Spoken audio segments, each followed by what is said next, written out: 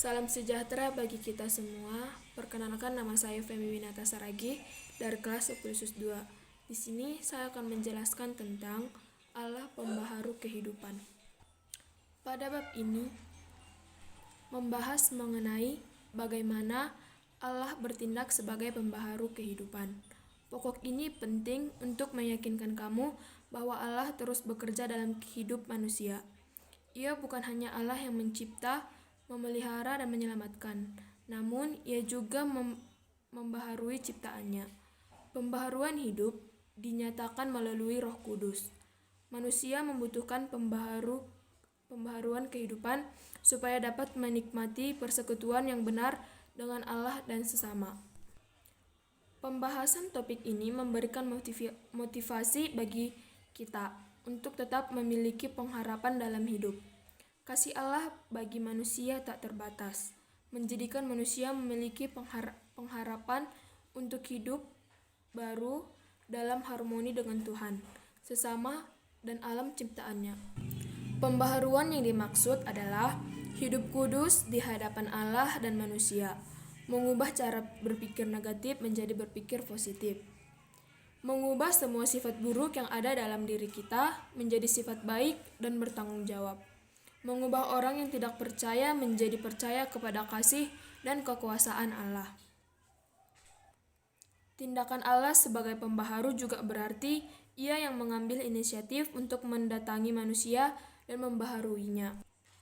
Baptisan menjadi pertanda bahwa kita hidup di dalam Kristus melalui kematiannya.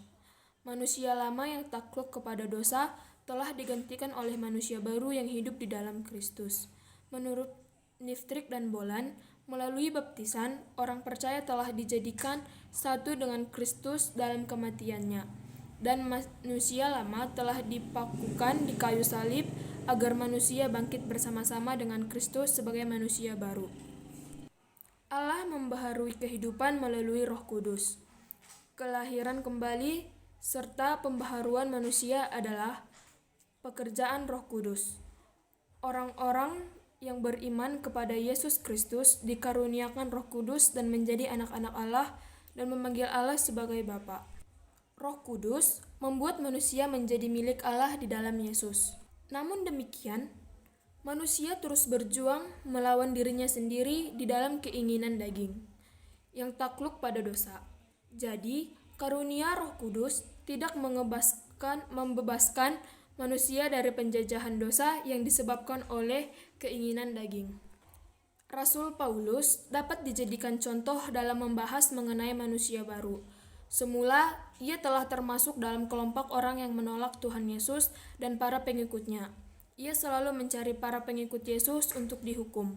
Dan suatu ketika, Saulus menghadap imam besar dan meminta surat kuasa untuk dibawa ke Damsyik supaya ia dapat menangkap tiap orang yang menjadi pengikut Yesus untuk dibawa ke Yerusalem supaya dihukum.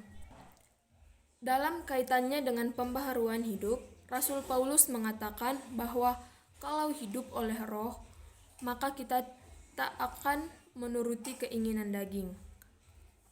Sebagai ganti perbuatan daging, maka kita akan menghasilkan buah Roh, yakni kasih, sukacita, damai, sejahtera, kesabaran, kemurahan, kebaikan, kesetiaan, kelemah lembutan, penguasaan diri,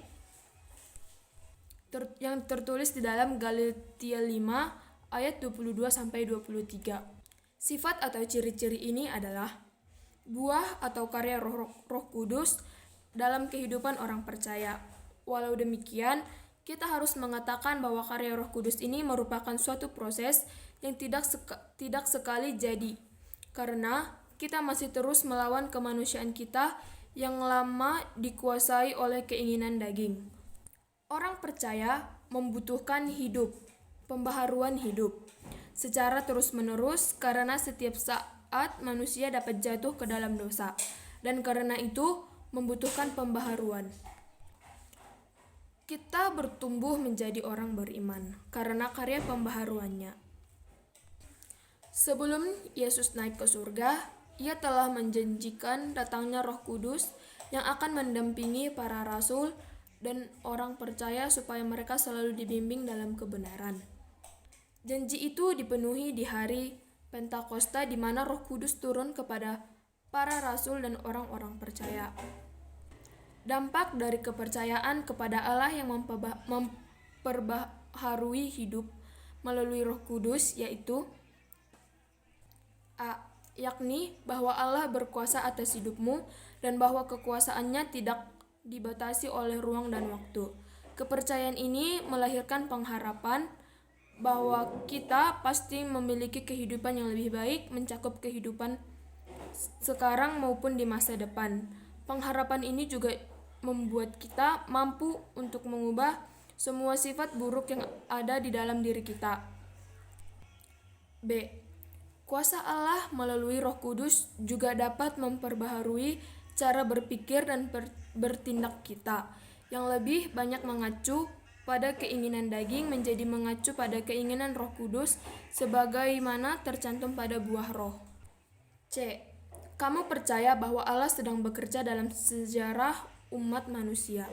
Pekerjaan itu tidak hanya memperbaharui, namun mentransformasi dan memuliakan semua hubungan yang telah rusak oleh dosa. Hubungan antara manusia dengan Allah, manusia dengan sesama, dengan alam dan lingkungan hidup. Khusus untuk hubungan sesama antar manusia dengan alam, hubungan yang tadinya telah rusak oleh manusia yang bersifat serakah, mengeksploitasi dan merusak alam, kini dibaharui. Manusia dimungkinkan untuk memiliki perspektif baru dalam memandang alam dan lingkungan hidup. D.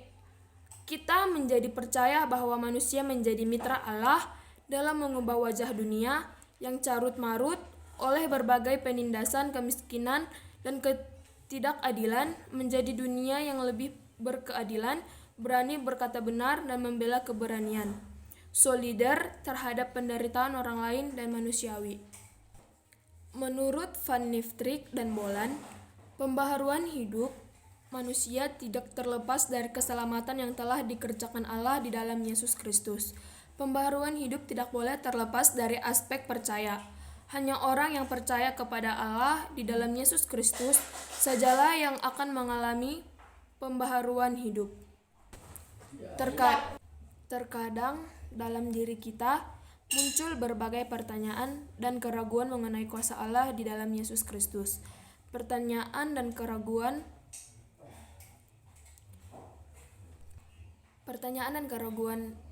mengenai kuasa Roh Kudus dapat kita pertanyakan dengan bagaimana caranya kita dapat menjawab berbagai pertanyaan serta keraguan itu. Ada beberapa cara yang dapat kita lakukan. 1. Bergaul akrab dengan Allah melalui kesetiaan berdoa dan membaca Alkitab. Kesetiaan dalam beribadah dan mengikuti berbagai pertemuan di kalangan remaja dan jemaat sehingga kita tidak menjauhkan diri dari persekutuan. Membangun iman dalam persekutuan amat penting.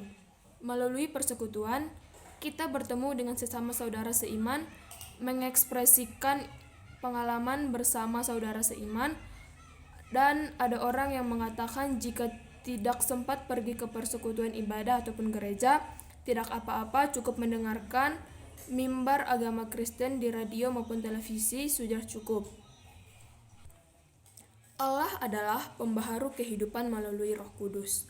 Tiap orang percaya menikmati pembaharuan hidup, baik jasmani maupun rohani, di mana di dalam pembaharuan itu, relasi manusia dengan Allah, sesama, alam dipulihkan, dan di dalam pengharapan Allah. Manusia yang hidup di pengharapan akan mampu hidup sebagai manusia baru, di mana semua pikiran, perkataan, serta perbuatannya sesuai dengan perintah Allah.